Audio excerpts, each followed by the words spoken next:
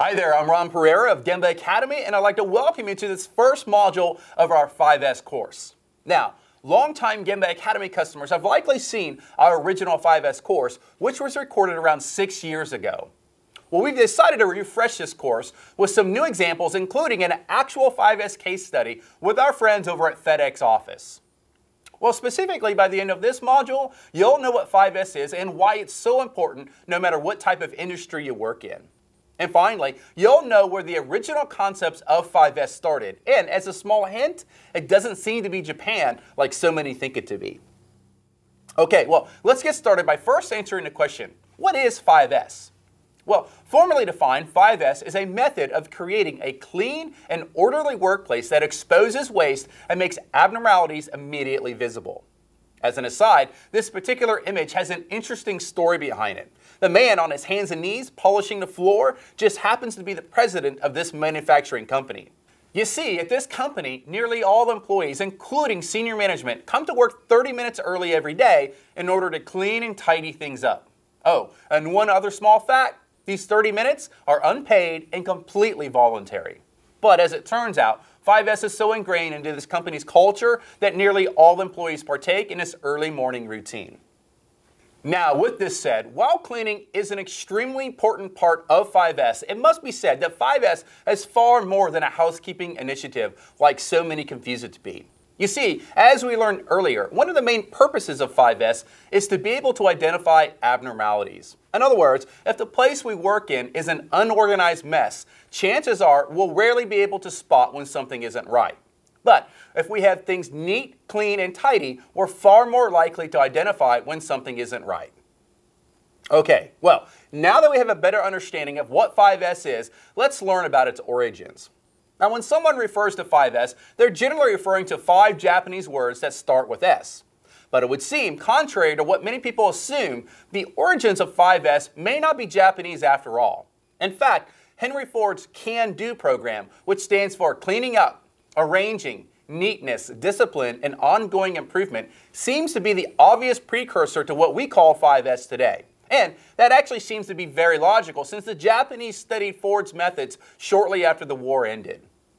But to be sure, the 5S we're focused on in this course, and in most lean manufacturing situations, is based on 5 Japanese words. They are seri, which is commonly translated as sort, seitone, which means to straighten, seiso, which means to sweep or shine, seiketsu, which actually means to sanitize but is most commonly referred to as standardize today, and finally, shitsuke, which means self-discipline or sustain. Now, later in the module, we'll dive a bit deeper into each of these 5 steps. But before then, let's spend some time talking about why 5S is so important no matter if you work in a machine shop, office, or hospital. Now, the first reason 5S is so important is its impact on safety. Now, there can be no debating the fact that a cluttered and chaotic work area is often an unsafe work area. Well, 5S at its core should always focus on creating and maintaining an organized and safe workplace. The second reason 5S is so important is that it helps us identify and eliminate waste or muda. Now, most people are amazed at how much more productive they are once their work area is decluttered, cleaned, and organized. Again, these people I'm referring to could be a machine shop operator, or an accountant, or a nurse who works 12 long hours each night and just wants things to be in their place when they need them. Now, the third reason 5S is so beneficial is the fact that it's low cost and very high impact. You don't need to spend a lot of money to improve 5S. In fact, you could very well make some money if you sell items you no longer need or use. Next, done correctly, 5S gets everyone in the company involved. It doesn't matter if you wear a suit and tie or a hard hat. 5S knows no boundary. So it's the perfect opportunity to bring folks that wouldn't normally interact with one another together. To be sure, this type of collaboration makes companies much stronger. Another reason 5S is so important is the simple fact that adherence to standards is a key to Kaizen. And since 5S is a standard in and of itself, it goes without saying, if you can't do 5S, you can't do lean. In fact, 5S is a key building block for most of the lean tools and concepts used today, such as one-piece flow, total productive maintenance, and single-minute exchange of dies. As they say, without 5S, you can indeed forget the rest. Okay, well, now that we have a better understanding of why 5S is so important, let's discuss each step of the process. But before then, let me just say that in coming modules of this course, we're going to explain exactly how to go about executing each of these steps in your workplace. Now, the first step is sort. Now, this step basically challenges us to get rid of the things we don't need or use. Now, this can be a very hard step for some people since they like to keep everything they've ever come in contact with. But this type of hoarding attitude only leads to clutter and disorganization. So, if we don't need it, we need to get rid of it. Now, to help facilitate the sort process, lean practitioners often use red tags similar to the ones shown in this picture. Well, rest assured, we'll be covering everything you need to know about red tagging in a coming module since, while it's not a complicated concept, there are many traps that you need to know about. Okay, well, the second step is straighten. So, once we've cleared out all the items we don't need, we need to straighten up what's left. Now, the mantra of a place for everything and everything in its place fits this step perfectly. Now, here are some examples of nicely straightened drawers and toolboxes.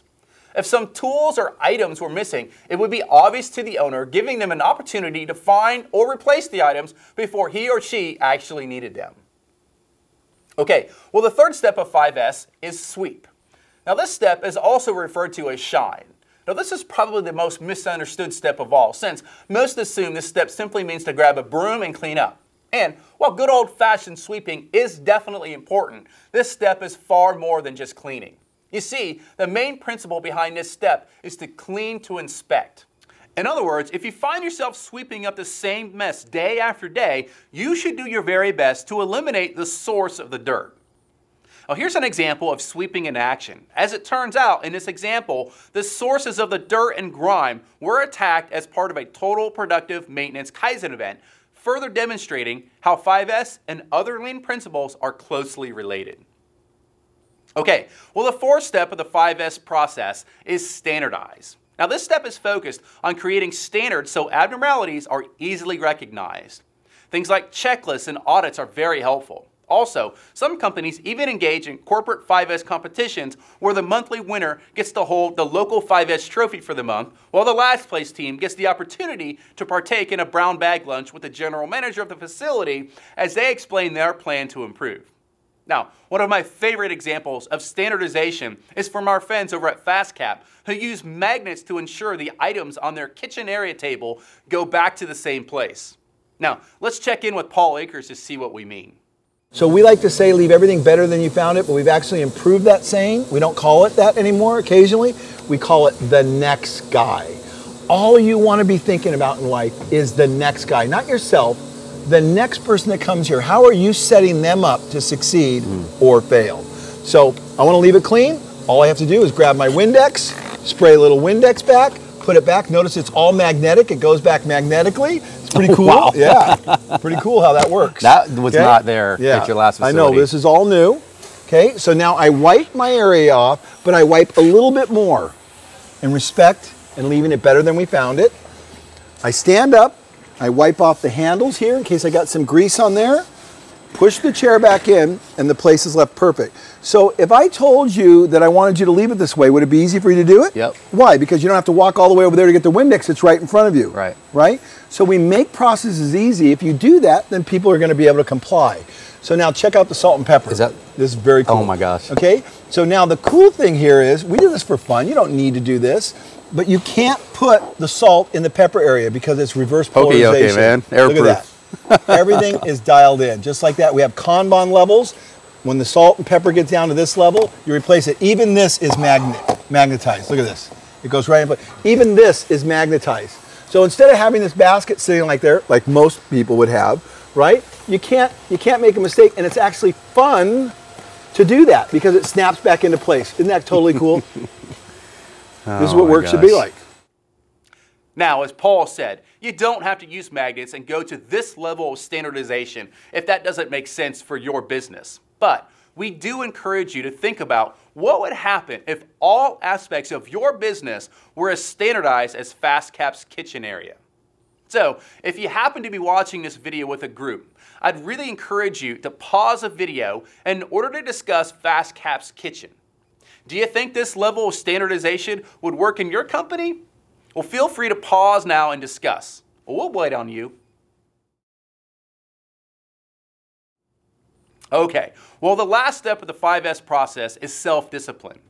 Now, the key to this step is to apply positive tension. In other words, if your 5S improvements are to sustain, it must be made clear that this is how we intend to operate as a company. Now, it's similar to a rope. If a rope is pulled tightly and someone comes along and tugs on it, we get an immediate response. However, if the rope is loose and we pull on it, we may not realize it as quickly. So this really gets back to being able to identify abnormalities. With positive tension, we can identify issues immediately. With loose or no tension, we can't tell there's an issue until the damage is already done.